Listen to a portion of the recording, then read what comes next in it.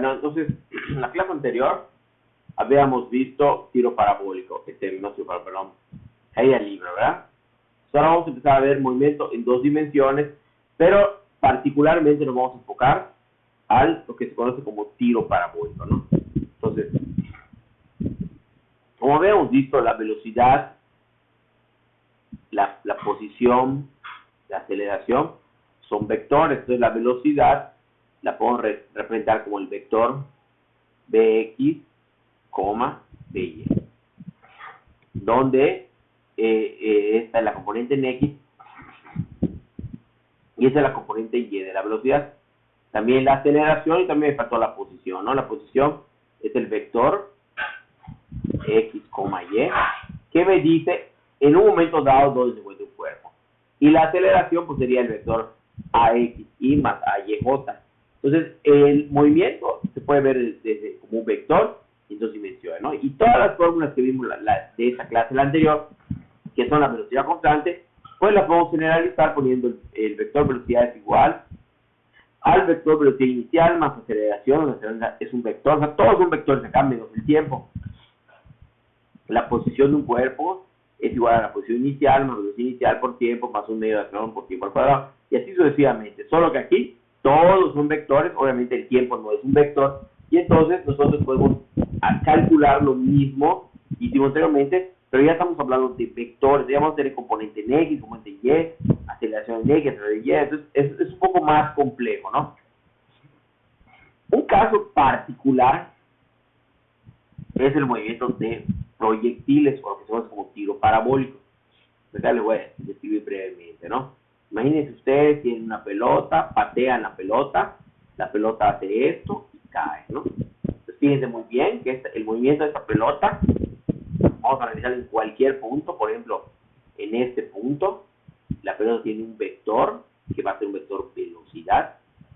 Si se fijan ustedes, esta velocidad se encuentra en el plano, ya no se encuentra sobre una línea, no se encuentra en el plano, tampoco se encuentra sobre una recta, una línea ni horizontal ni vertical, sino que se encuentra en este plano, ¿no? Entonces, esta velocidad va a tener una componente en X, porque tiene una componente en X, y va a tener una componente en Y, ¿verdad?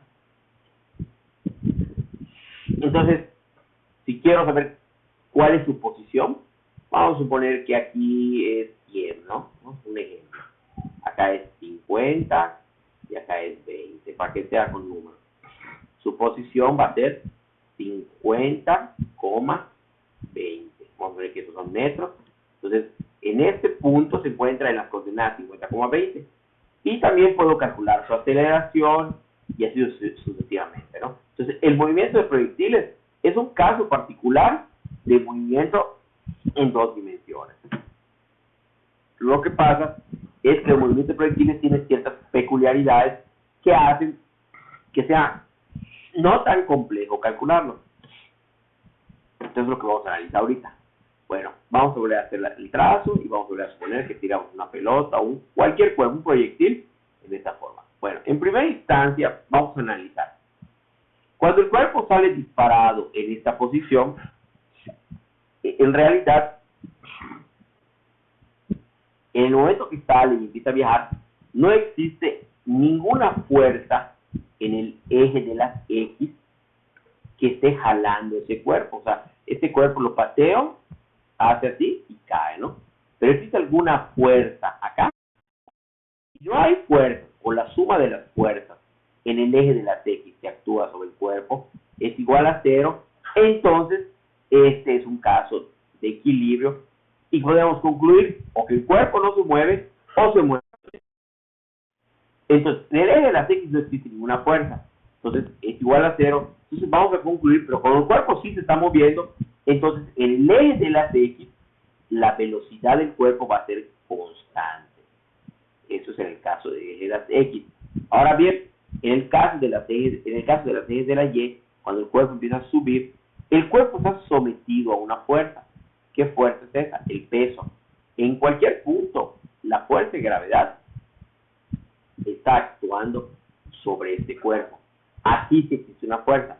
Entonces, como es la única fuerza que actúa sobre el cuerpo, la suma de todas las fuerzas en Y es diferente de 0, por lo tanto aquí sí existe una aceleración. ¿Cuál es esa aceleración que actúa sobre el cuerpo? Pues es la gravedad, ¿no? En cualquier momento el cuerpo que está viajando va a sentir una fuerza, que es la fuerza con que el cuerpo es atraído hacia la Tierra. De hecho, si esa fuerza no existiera, entonces el cuerpo viajaría y iría así, porque no existe fuerza que lo atraiga hacia el suelo. Pero como esa fuerza lo está trayendo al suelo, este cuerpo hace así y cae, ¿verdad? Porque existe la fuerza de gravedad que lo está jalando. Por eso el tiro parabólico tiene forma una parábola o tiene una forma particular, porque cuando un cuerpo sale y sale disparado, existe una fuerza que lo está jalando hacia la Tierra.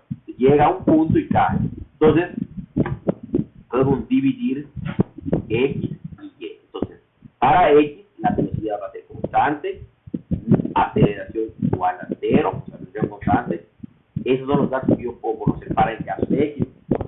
Para el caso de Y, pues en el caso de Y, mi aceleración es igual a G, pues mi velocidad, pero además sabemos que G es un caso particular de aceleración constante, ¿no? Es un caso de aceleración constante, el cual ya habíamos visto anteriormente, lo vimos en este tema. Por lo tanto, las fórmulas que yo voy a usar para el eje de las Y o para la componente Y del vector van a ser las que encerré en un rectángulo, y entonces para calcular cualquier componente de velocidad en Y voy a usar estas fórmulas, porque además sabemos que la aceleración es constante y es igual a G.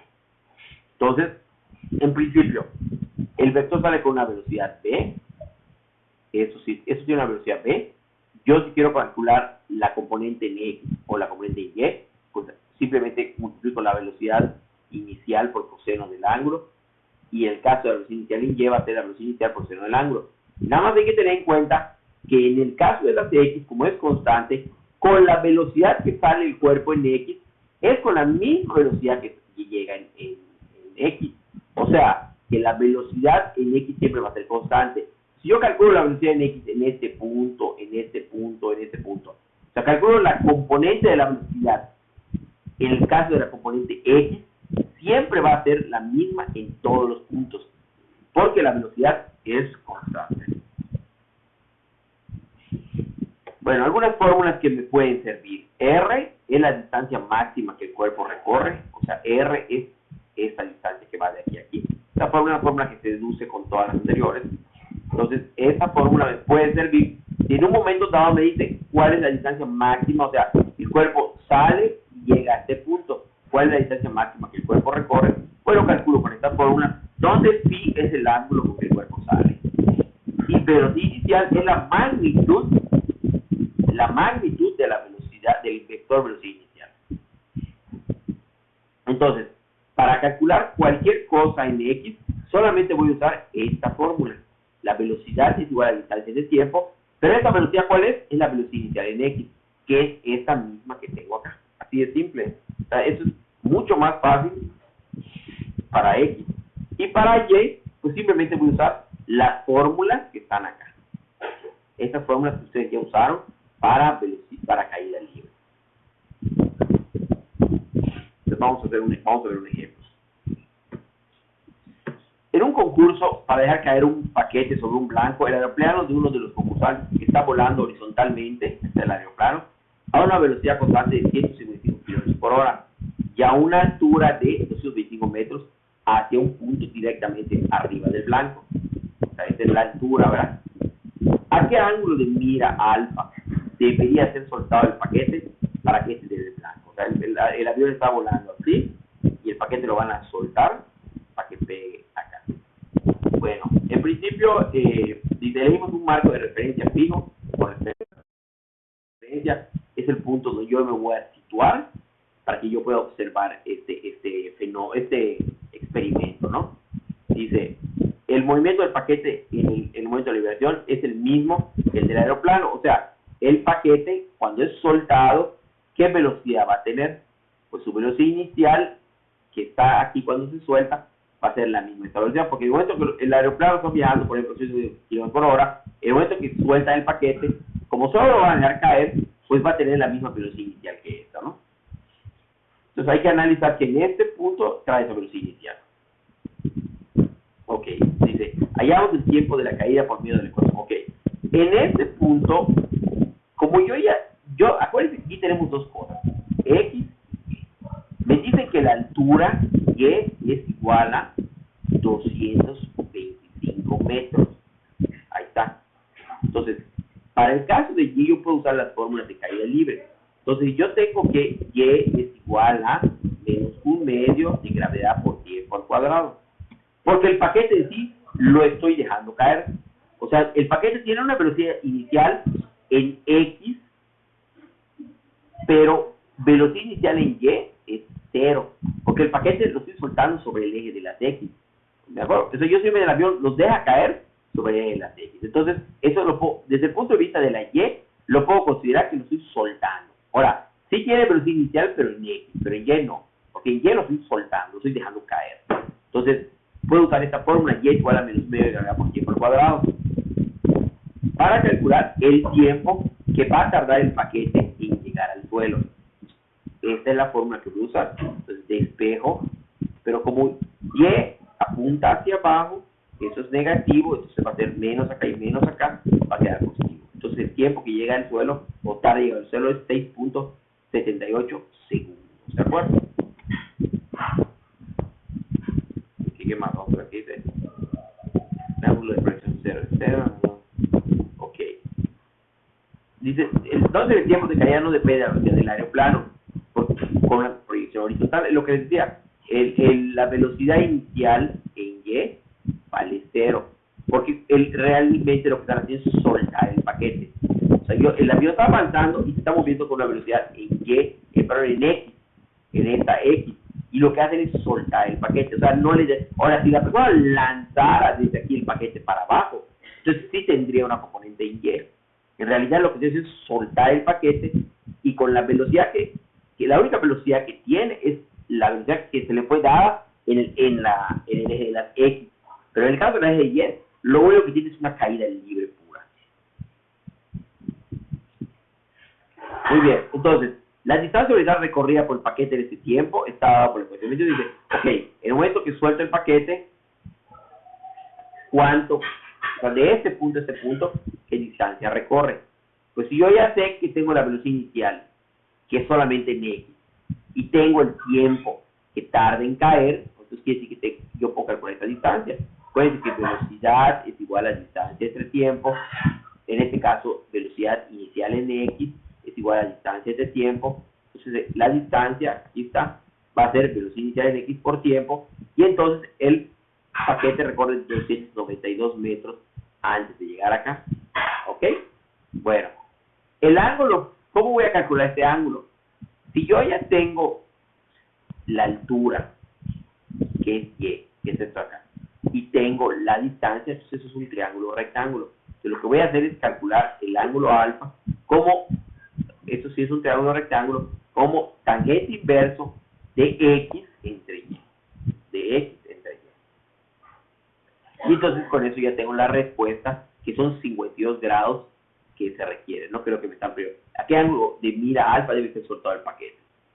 Y así es como se resuelve este problema. Bueno, este problema no es tan sencillo, tal vez si yo se lo dejara de tarea, no se imaginarían cómo poder resolverlo. Sin embargo, lo que quise es mostrarles qué consideraciones deben tener a resolver un problema de que tienen que tener en cuenta si el paquete se suelta sobre el eje de las X con una velocidad inicial, entonces la velocidad inicial solo corresponde al eje de las X, y si no es lanzado hacia el piso, no tiene velocidad inicial en Y. Este es un problema nada más ilustrativo, ¿verdad? Vamos a ver otro problema. Dice, un jugador de fútbol soccer patea un balón con un ángulo de 36 grados respecto a la horizontal, o sea, algo aquí, así, y patea el balón aquí. Esto es 36 grados. Dice, y una velocidad inicial de 15.5 metros por segundo, o sea, la magnitud de la velocidad inicial es lo que me están dando, 15.5 metros. Supongamos que el balón se mueve en un plano vertical. Hay el tiempo en que el balón llega al punto más alto de trayectoria, a su altura máxima, su alcance y tiempo de vuelo, y su velocidad cuando llega al suelo. Bueno, Acá hay varios modos de calcularlo, ¿no? El desarrollo de la ecuación 18. Bueno, aquí a esta ecuación puede confundir, ¿no? Yo lo que haría es primero decir, vamos a poner velocidad inicial en X, acuérdense, va a ser velocidad inicial coseno de 30, donde la velocidad inicial es esta que está acá, donde esta de aquí, y velocidad inicial en Y es igual a velocidad inicial seno de 36. Entonces yo puedo calcular la velocidad inicial en X y la velocidad inicial en Y. Ahí está. Yo tengo sus dos velocidades iniciales, ¿no? Entonces, acá tengo una componente, aquí tengo el ángulo y la... Ahora, ellos usan dice la ecuación 18. Déjenme regresar con la ecuación 18.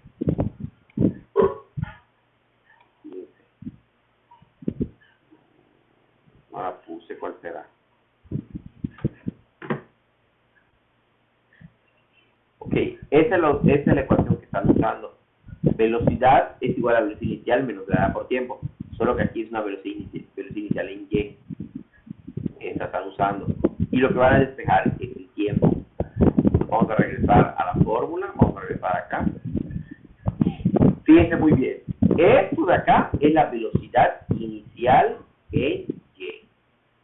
Entonces, si yo deshago el despeje, esto me va a quedar gravedad por tiempo igual a, voy a dejar velocidad inicial en Y, velocidad inicial en Y menos velocidad en Y.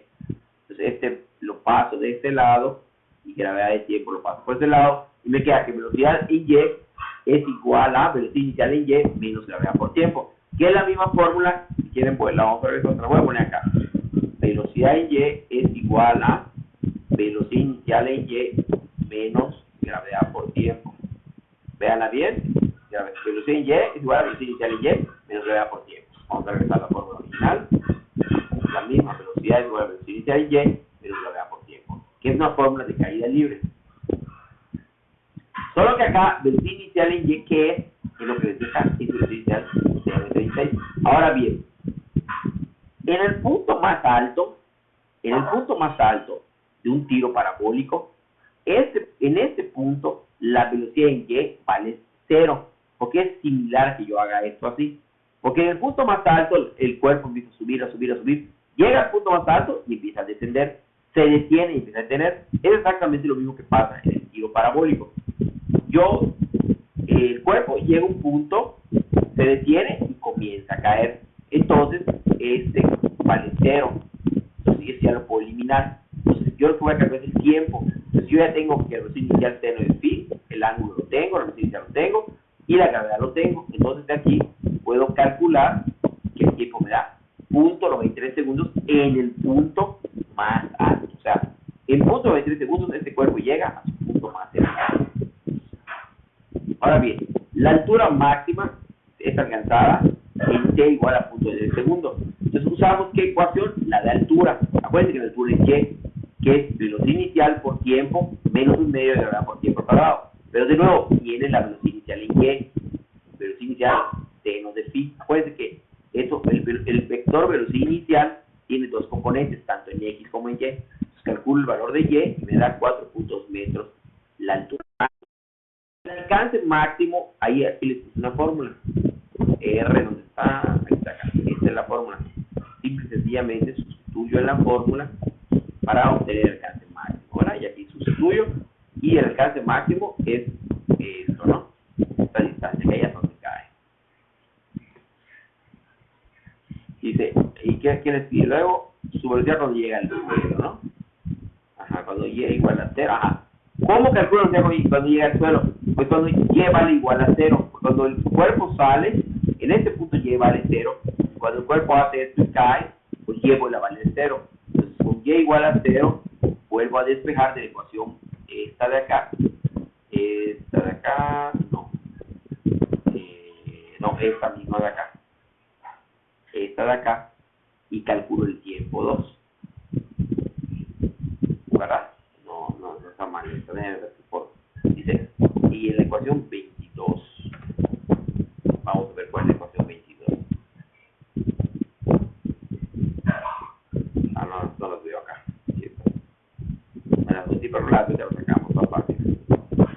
Entonces vamos a ver.